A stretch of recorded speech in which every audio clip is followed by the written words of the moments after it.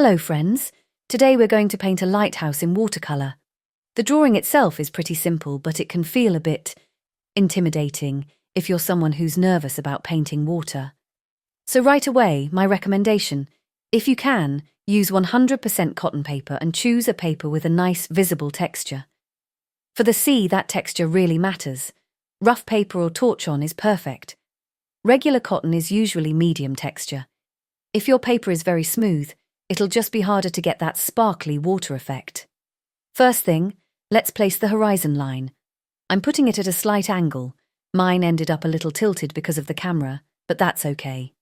If drawing a clean horizon is stressful, you can mask it with painter's tape, but only if you know your paper can handle tape. If you're not sure, it's risky. Some papers tear when you remove it. So honestly, you can just draw it carefully and keep it simple. Now, where does the lighthouse go? It sits slightly below the horizon, and only a small part of its height is against the water, maybe a quarter, maybe a third. Everything else is against the sky, and that's important for the composition.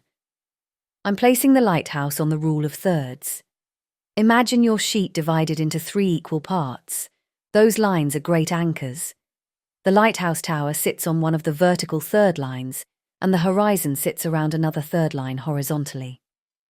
The lighthouse shape is simple, but you can get confused with the little roofs, so focus on proportions.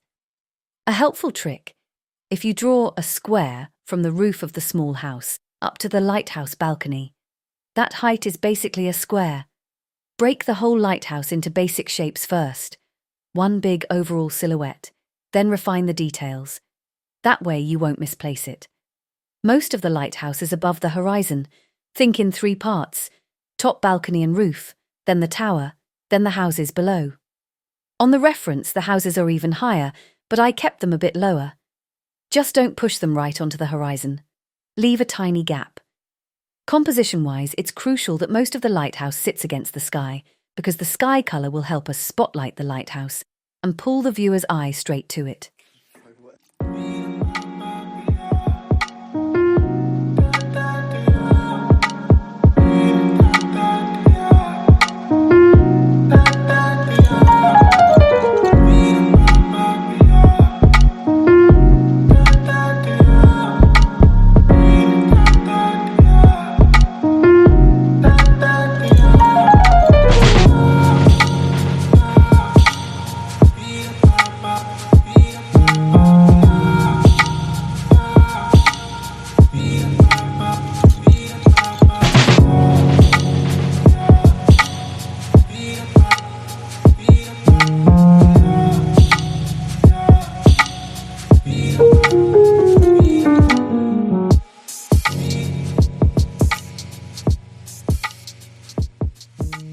Before we start the sky, take a minute and decide what colours you're using.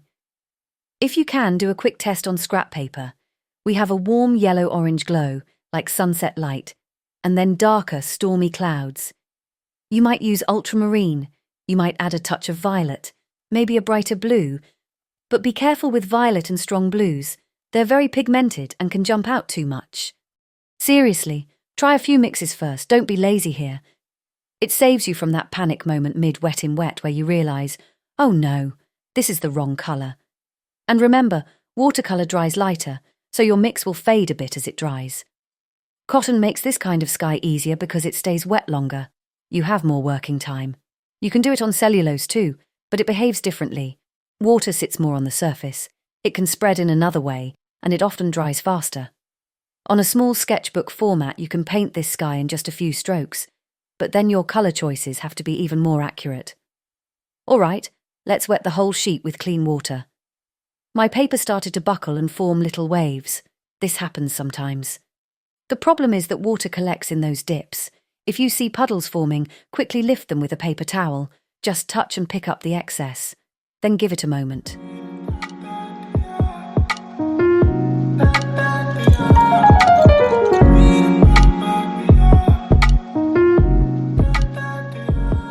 Now the yellows and oranges, they often have a heavy, bright pigment, so dilute them. Don't take them thick straight from the pan. We want them transparent. Higher up, I'm adding a bit more orange. If you don't like your orange, you can mix a warmer red into it. Reddish tones can look great in a sunset sky. And if your paper is buckling and paint is collecting in the dips, keep lifting those little pools so you don't get harsh blooms.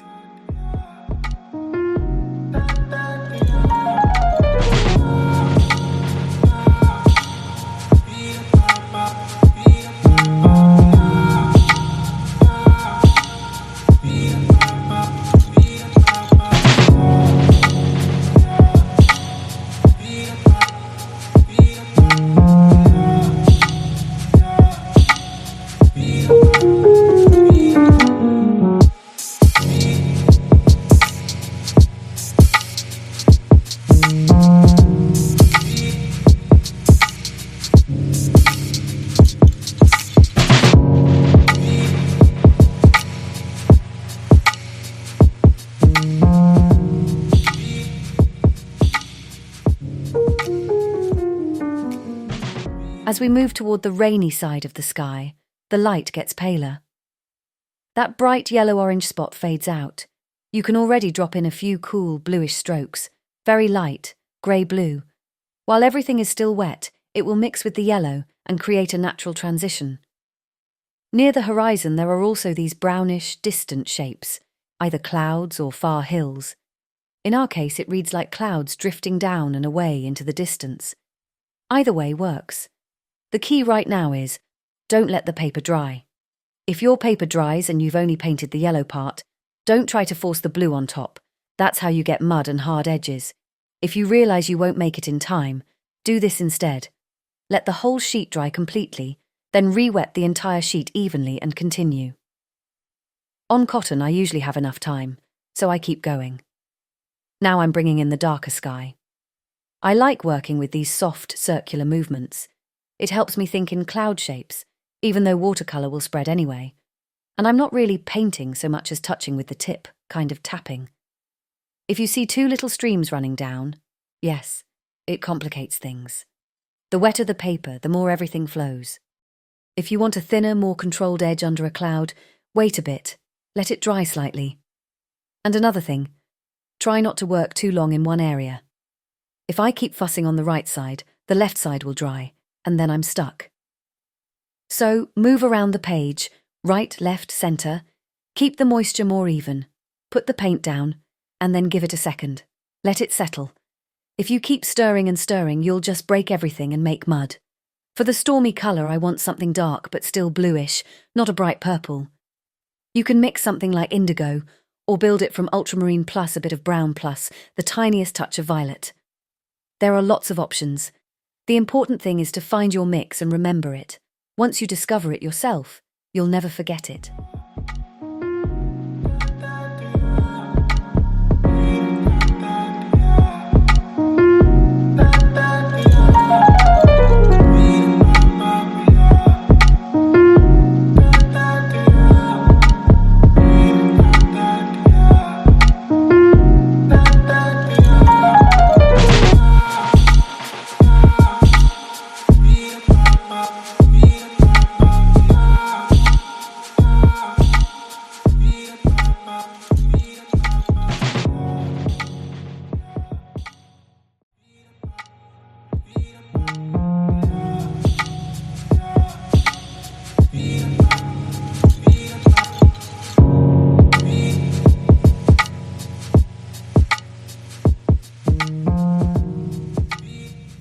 I'm switching to a smaller brush now.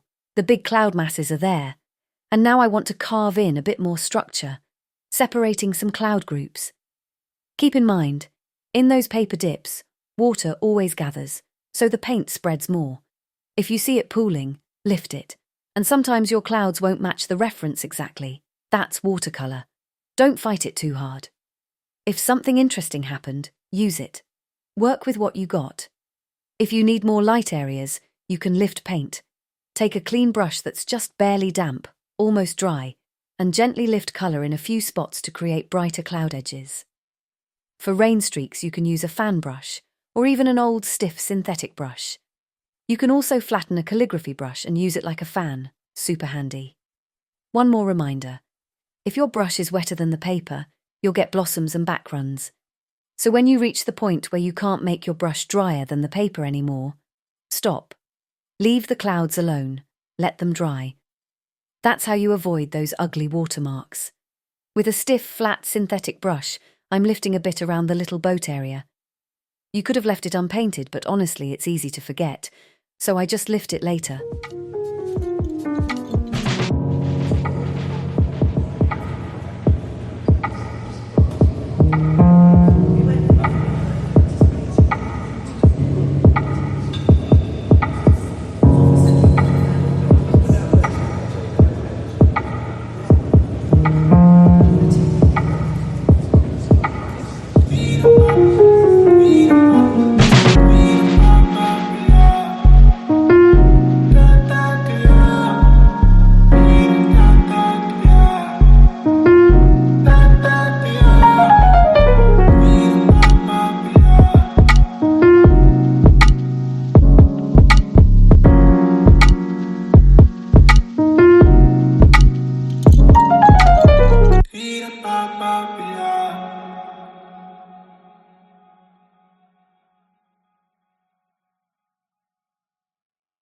Now, let's paint the water. For water, you need the right movement, and you might want to test a couple of brushes. I'm using a sort of calligraphy storchi lettering brush, but any brush that feels comfortable is fine. This is why textured paper matters. The grain catches the brush hairs and creates that rough, sparkling texture. My brush is fairly dry, but the paint itself is still watery and transparent. I lay the brush almost flat, nearly parallel to the paper, and I gently rub it across so the texture catches. Practice this stroke. It's useful for water, sand, rocks, anything rough. My first colour is a turquoise blue, but you can use any blue you like. Just be careful with very bright, intense blues. We'll build the water in layers. For perspective, the water near the horizon is darker and smoother, fewer visible sparkle marks. Closer to us, the texture is stronger. Another easy trick. The sea often mirrors the sky colours, so you can reuse the same mixes from the sky, just adjust them darker where needed. Work over the whole area. Don't fill one corner to perfection first. Do a pass, step back, look at it from a distance, then choose a second colour, do another pass. Build density gradually. I start with the light turquoise, then I'll add a darker mix, less of it just in lines and accents. And later I may come back with a lighter blue again if I feel it needs more. And when you feel like you're torturing the sea, stop. You can always return later, but you can't always undo overworking.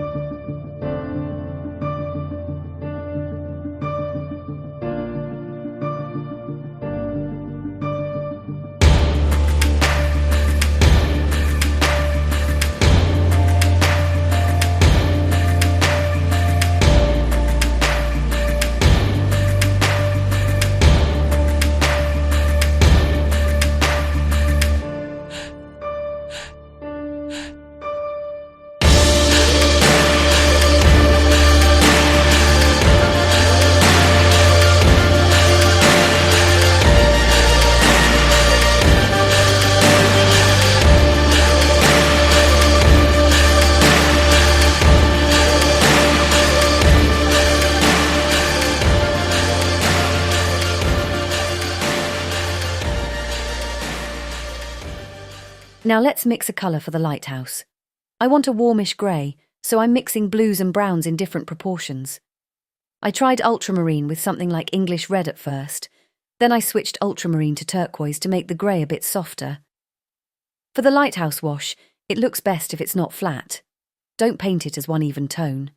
Let it have multiple colours, maybe one side slightly different, then drop in a warmer brown shadow under the roof and let it run down a little. I'm touching in that darker, browner tone with just the tip. Let it bleed. You can guide it downward with a few strokes if you want. Add a few dots or small marks. If the wash is still wet, they'll soften. If it's drier, they'll stay sharper. The bottom of the island absolutely needs a dark strip where it touches the water. That separation is what makes it feel grounded. That contact line is usually the darkest. The little house on the right is lighter. You can even push it slightly cooler and bluer. And that cone shape, yes, it's white, but it's not truly white. In this lighting, it has a bluish tint. In general, don't leave the lighthouse parts pure white, except for the brightest highlights on the water.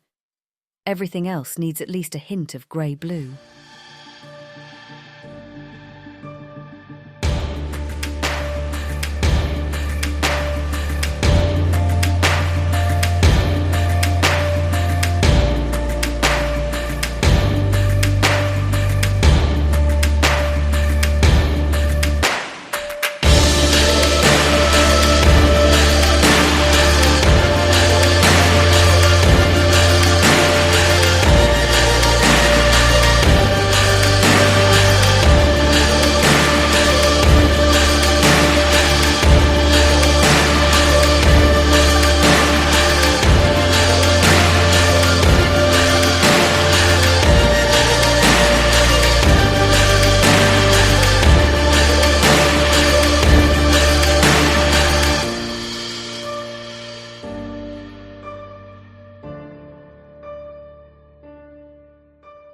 For the roof, we need a dark mix, blue plus brown so it stays cool. I also like having a bit of blue in it, because if you lift or soften later, that coolness can look really beautiful in the lit areas.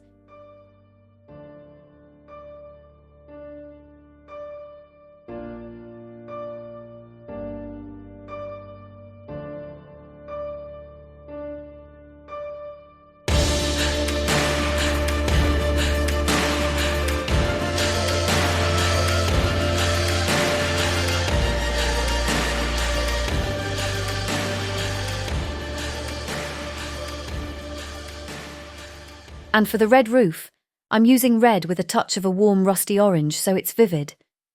I slightly messed up the roof shape, just one awkward hand movement, but I'll fix it later with dark accents. It happens. Those red accents are actually great for composition. The roof, a little red stripe, and later the red flag create a triangle that keeps the viewer's eye moving in the right place. For the boat, don't over-detail it, just indicate it. You can suggest rows of windows with a few short strokes.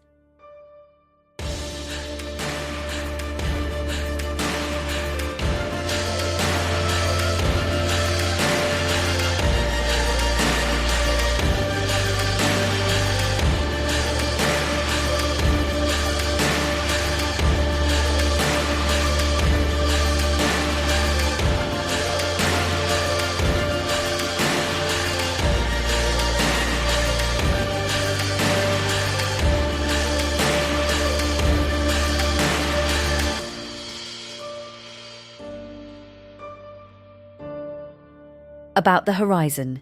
In the reference, it's a strong, dark line. I'm not sure I love how bold it is in my version. You can keep it softer, maybe a lighter blue instead of black. The strong line helps the distant boat stand out, but it can also feel too harsh. So decide based on your own painting. For thin lines and details, I'm using a liner brush, a long synthetic rigger. Any similar brush works. It's just very convenient for clean, long strokes.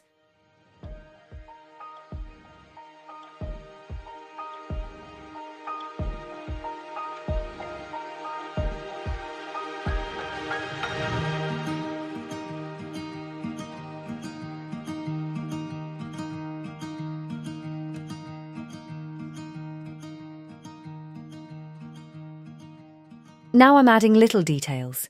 Windows, railings, small marks. You don't need to paint every single stick and fence. Choose what matters. The lighthouse is closest to us, so it should get the most attention. If you kept that dark horizon line, make sure the lighthouse details still read stronger than the horizon. I accidentally touched the sky with my brush and got 2 random marks, so I turned them into seagulls. Keep this in mind. Not everything has to be planned. Sometimes watercolor gives you something and you just say, okay, those are birds now. You can draw a seagull as a simple little check mark, but don't fill it in like a solid symbol. I like adding tiny dark dots to the tips of the wings and a small dot in the center. It can look cuter and more natural. From here, it's mostly small adjustments. Add details where your painting needs them. The flag, for example. I leave a tiny light gap. I'm not trying to paint the whole design. Even if it ends up pale blue instead of white, it's fine. The idea still reads. At the very end, I even decided to add a bit more colour into the sea. You can do the same. Just check your work from a distance and make small, deliberate changes. And that's it. Good luck. And don't get upset if it's not perfect on the first try. The second or third attempt is usually where it clicks.